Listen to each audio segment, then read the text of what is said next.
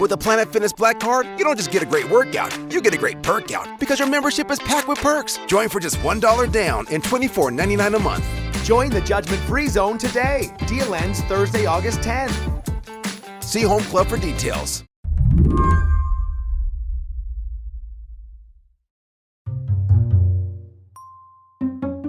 On Memorial Day weekend in 2015, Edward Niedermeyer took a drive down the West Coast. Edward covers cars, and he drove from his home in Oregon to a place called Harris Ranch, California. It's roughly halfway between San Francisco and LA. Kind of in the middle of nowhere, and I spent 4 days sort of smelling cow poop, out in the Central Valley, waiting to see if this thing would be used. This thing that Edward is referring to is a battery swap. Tesla was advertising that you could drive up and swap out the empty battery in your car and get a full new one swapped in minutes, which would solve one of the main annoyances of driving electric cars. It takes a lot longer than a gas-powered vehicle to charge. I started to talk to people, asked them if they did that drive often. Many of them did. None of them had said that Tesla had reached out to them to let them use this swap system, as Tesla said they had. And so I asked them, would you like to be able to use this? Is this something you would pay? And they said, sure. I'm sitting here waiting for 1 or 2 more cars in front of me. Each one of those is going to take an hour to charge, and it'll take me almost an hour to charge. I'd pay almost any amount, to swap my battery and get going. But as Edward sat there, it became clear that Tesla was not offering what it had promised.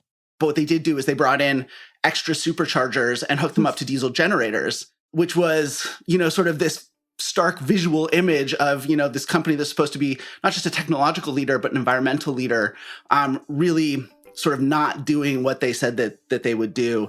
It turned out that the swap station was actually a way for them to take advantage of a loophole in the California's EV credit system. Tesla made, we're not sure exactly, but probably at least $1 billion just by pretending to have this swap capability for its cars.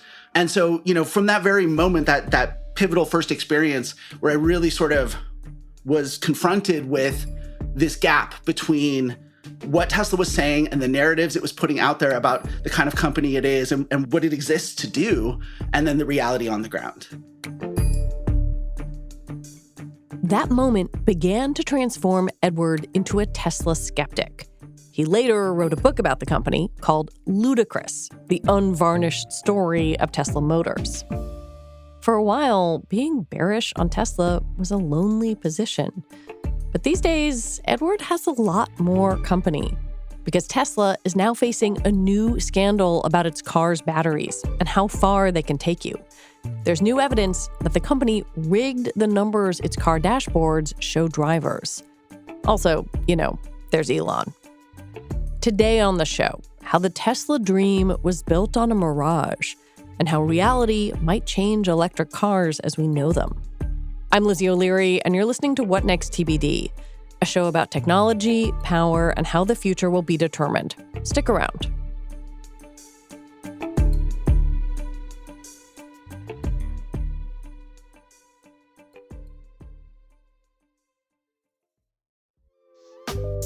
This episode is brought to you by SAP. Welcome to the window of opportunity, when your next move can either make your business famous or obsolete. So you need to be ready. Be handling good surprises and bad ones ready. Be opening a Portland, Houston, and Providence location on the same day ready. Be stock options plus paid family leave ready. SAP has been there and can help you be ready for anything that happens next, because it will. Be ready with SAP. At the end of your first year, Discover credit cards automatically double all the cash back you've earned. That's right. Everything you earned doubled. All the cash back from eating at your favorite soup dumpling restaurant doubled. All the cash back from that trip where you sort of learned to snowboard also doubled. And the best part, you don't have to do anything ridiculous to get it. Nope, Discover does it automatically. Seriously though, see terms and check it out for yourself at discover.com/match. If you drive an electric car, you probably know all about range. It's essentially how far you can go without needing to charge your battery. And Tesla has long been known for having cars with the biggest range, advertising that they get more than 300 or even 400 miles on a full charge. But explosive reporting from Reuters says that Tesla had essentially been rigging the dashboard range readout in its cars for years. Drivers would see one very optimistic estimate of how many miles they had left. And then, after the battery charge dipped halfway, the readout would plummet. Essentially, there's sort of a real-time readout of your range, right? And so when you fully charge up, people want to see they've got that amount of range. You could think of it almost as a slightly comparable thing where, especially in older cars, sometimes the gas gauge, it'll barely move it at all, barely move it all. You get to about half a tank and all of a sudden it starts moving a lot faster. And you're like, oh my God. Yeah. Yeah, this was kind of a thing with older cars. And with that was just a simple mechanical thing. There was no manipulation going on with that. But you can think of it in that sense where you leave home thinking you have all this range and then all of a sudden you start using it and it starts going down a lot faster. If you imagine an automaker being able to remotely sort of change the size of your gas tank, like that's what we're talking about here. And I think it really shows that we're in an entirely new era of car ownership. It's one in which I think where, because you don't always know what's happening with all these software updates, trust in that company is really important. And learning, that Tesla's been acting this way certainly doesn't make me trust them anymore. When customers called Tesla to report the range problems, Reuters says a special team based in Las Vegas diverted their requests instead. The team would tell customers, there's no problem with your car. It's fine. And this is also something that Tesla has done throughout their history is sort of creating these call centers, both to sort of handle and divert and to manage incoming complaints, but they've also done this remotely as well. I did some reporting back in 2017 about a situation where people were experiencing sudden loss of power in their Teslas, right? The drive units just stopped working and while they were on the road. Dangerous thing. And it's the kind of defect that is always handled by every other manufacturer, including Toyota and Mercedes, who were using the same Tesla drivetrains at the time. They did full recalls because these are defects that affect safety. Tesla instead was calling people up and saying, hey, our remote diagnostics say that your vehicle would benefit from some kind of upgrade or whatever, something like that. And then they would basically go and be doing a stealth recall by reaching out and managing these things. Tesla's able to do this because unlike most US-based auto manufacturers, they don't have a separate independent dealer network that services their vehicles. They do it all in-house. And so they can stand up the call center team, they can stand up the service teams, they can create these entire programs that frankly, in multiple occasions and in multiple ways, actually breaks the law. If you have a safety-related defect, for example, you have to recall that. There's a reason that law exists. Even if you're fixing it proactively, you still have to go through that process. This is different than that situation, but similar in that, because Tesla has the full stack all under one roof, from sales to service to customer service, and these phone centers, that they can handle this stuff and come up with strategies for managing customer complaints and customer problems without a dealer sort of in the middle saying, hey, wait a second, I'm not sure what we're doing is legal here. And they were, in fact, diverting customer calls and canceling appointments and just sort of ignoring the issue. That's right. And Tesla is one of those companies that, they've managed to get as far as they have in part because they have a very different relationship with their customer base than other automakers do. One of the things that I found really fascinating, back in 2015, 2016, 2017, when I was reading a lot of Tesla forums, there's this overlap between people who own the cars and people who own the stock. And what's really fascinating is, on these forums, the owners would be the ones who'd be like sharing information and saying, hey, I'm having this problem. What's going on? Tesla's giving me the runaround. And other owners would say, oh yeah, let's, talk about this and figure out what's going on and hold Tesla accountable. And then you'd have the investor guys come in from the investor subforum and say, no, you can't spread this information. This is going to help the short sellers. If you help the short sellers, you're helping destroy the planet. You're destroying this company that's here to save the planet. So there's this really kind of cultish relationship that Tesla owners have. So I don't think most car companies could do this. Like, I don't think a Ford or General Motors could manage a problem this way, in part because, again, they don't have they have this dealer that's sort of stuck in the middle of this customer relationship, but also they just don't have this sort of cultish relationship with their customers where they can, and Tesla does have the power to sort of say, hey, even though you're sort of encountering problems, bear with us, or it's not a big deal, or this is just part of the deal. And because Tesla's new and because people love a lot of other things about Tesla, they're able to get them to go along with it. I wanted to dig into some things you wrote for Slate about why the range scandal feels so significant and is so significant. Tesla represents something about EVs that feels or felt viable, maybe for the first time on a big scale. Like you could switch from a gas car to a Tesla and not that much about your life would change. Does that feel right to you? Like that initial kind of flurry of excitement? Yeah, absolutely. Tesla has defined how we think of EVs, both as consumers, but also our regulatory system and our incentives, right? The incentives that our entire policy around encouraging EVs is based on the vision that Tesla created, right? Mm-hmm. And there's always going to be a first mover advantage or whatever, right? If you're the first one to sort of define a market, you get to define that market how you want. And for Tesla, the core attribute that really set them apart was the big battery.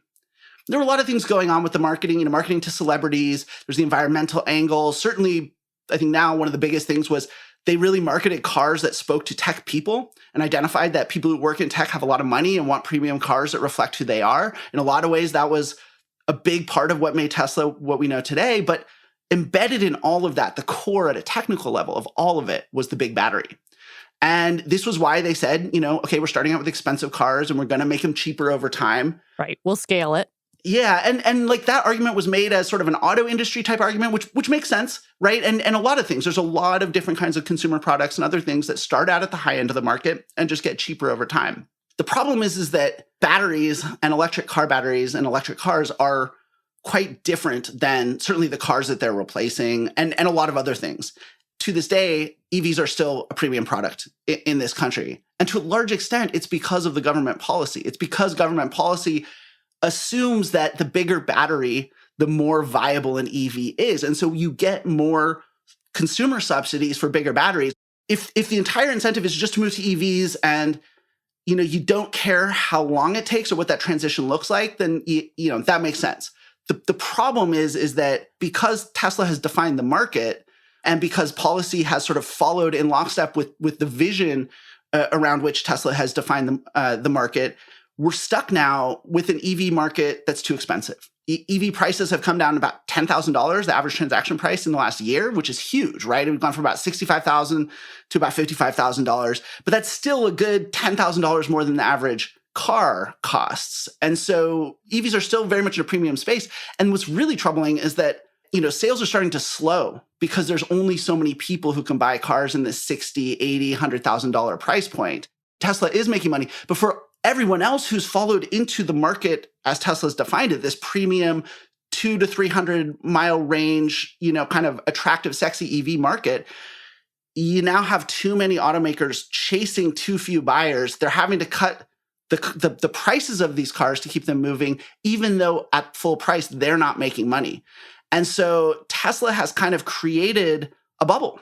It's a premium EV bubble. And that's okay. If Tesla wanted to innovate an EV, premium EV market and others want to compete with them, that's fine. We just shouldn't conflate that with a broader EV transition because those are two different things. When we come back, why what Tesla does matters for everyone.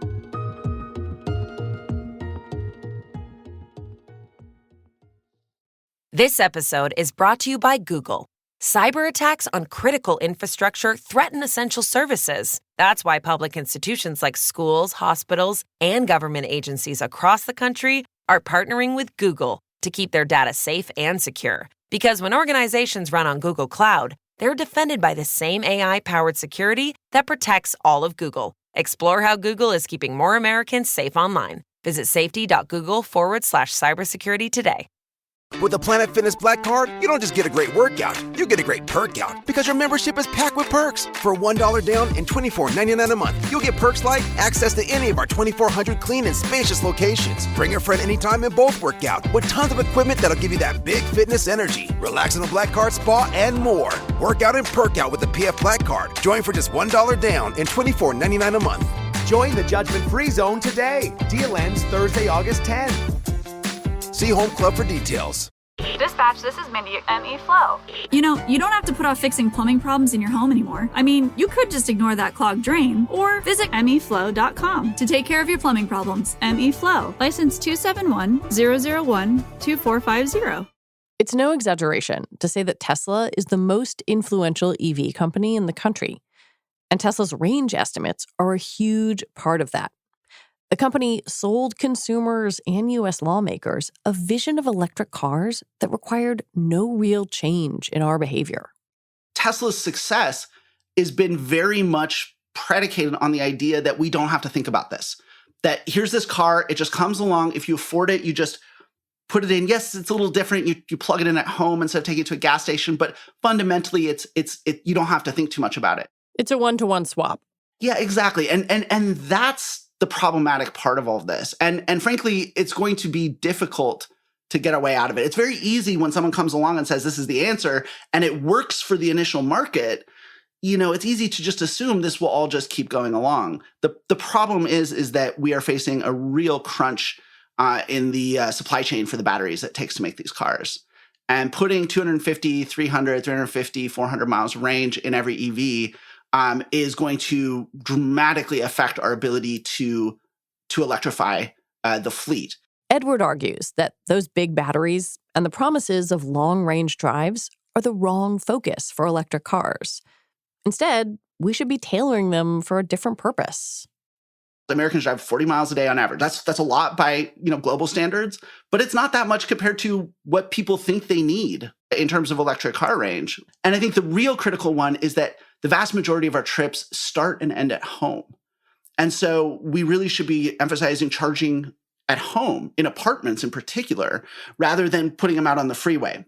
When you start to go down this line of thinking, what you realize is that the Tesla vision basically holds the 90 to 95% of the miles that we could actually electrify quite easily with small batteries, with e-bikes, with plug-in hybrids, with things like that, and holds all of that hostage to the most extreme 5% of use cases. It's saying if we can't electrify the road trips and the things that are very rare but are the hardest things to do with a battery electric vehicle, that it's not worth electrifying the 90 to 95% of those miles that we could do with a much, much smaller battery. People buy these Teslas and Lucids and Rivians with these big batteries thinking that they're saving the planet. And really, in a way, what they're doing is they're hoarding about 90% of those batteries or 50 to 80% of those batteries. If instead of giving 300 miles of range to one person who uses 50 to 100, call it, on an actual regular basis, you could be taking half those batteries and putting them into, again, plug-in hybrids where you drive, your 40 miles a day are all electric. And if you go beyond that, then you burn some gas, or an e-bike. So you're sort of imagining a world in which if you have an EV, it is for school drop-off, work commute, going to the grocery store, which is what most Americans use their cars for, but not the big road trip up and down the California coast.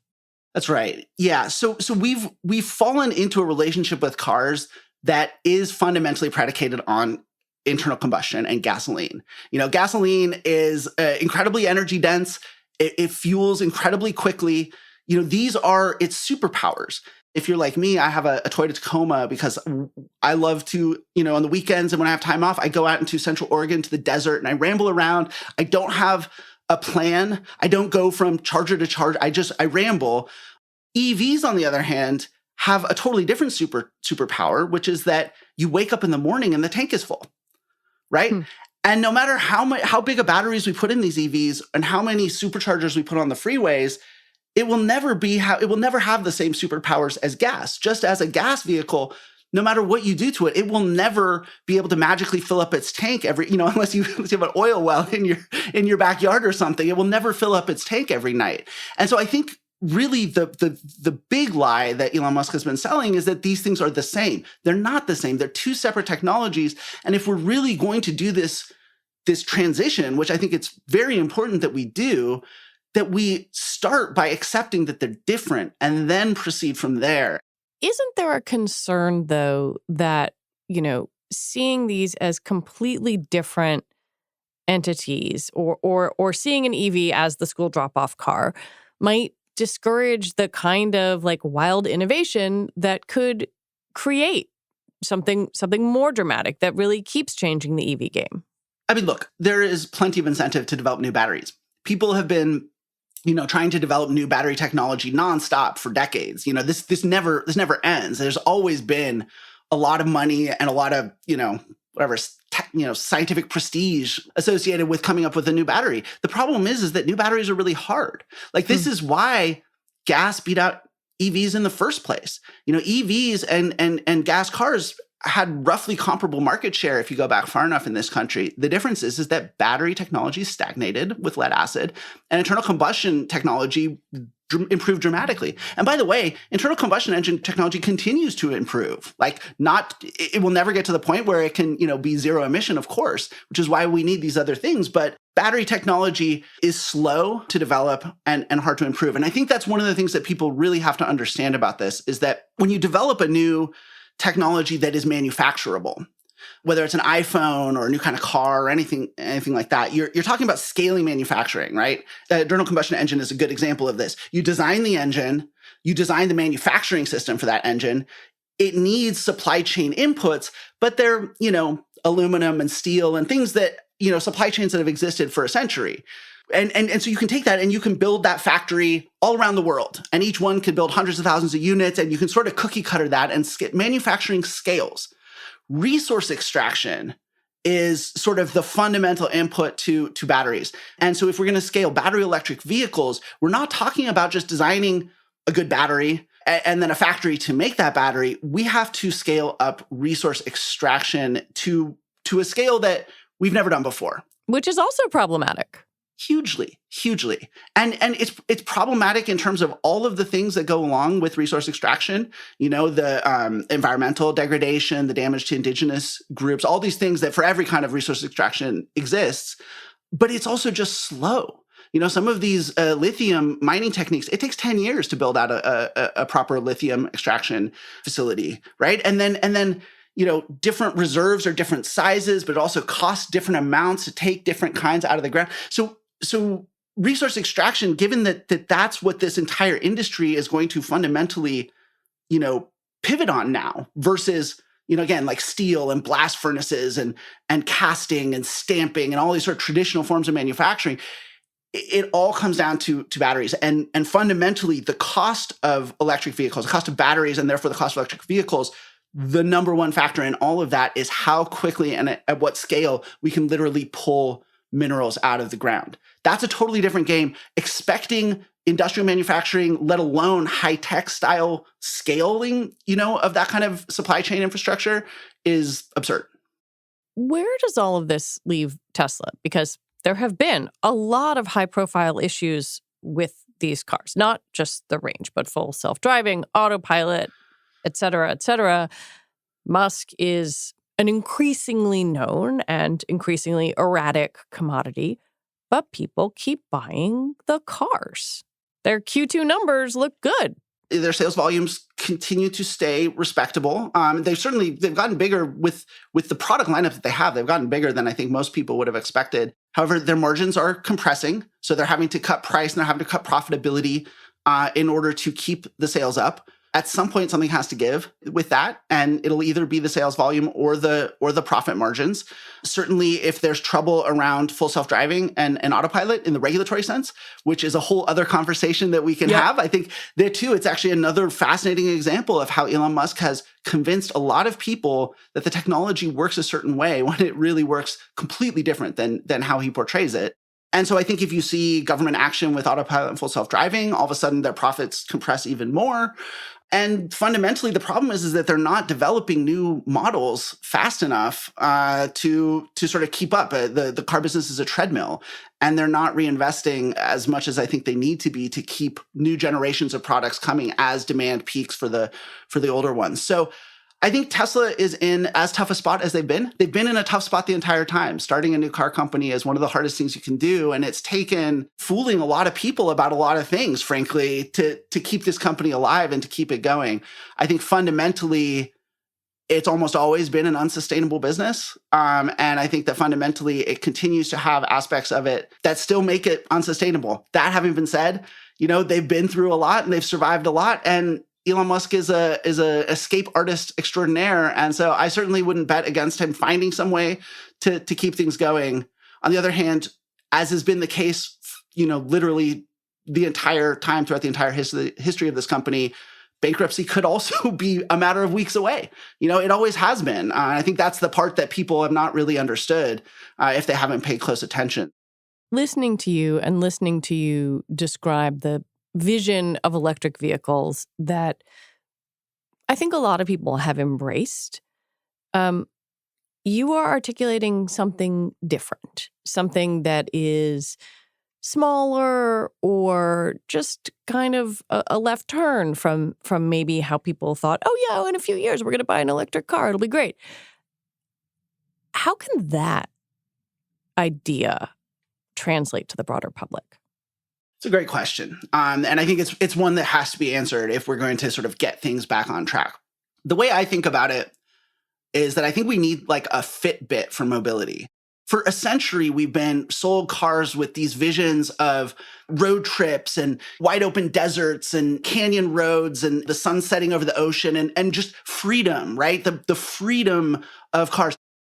We have to understand that freedom thing is fundamentally tied to gas.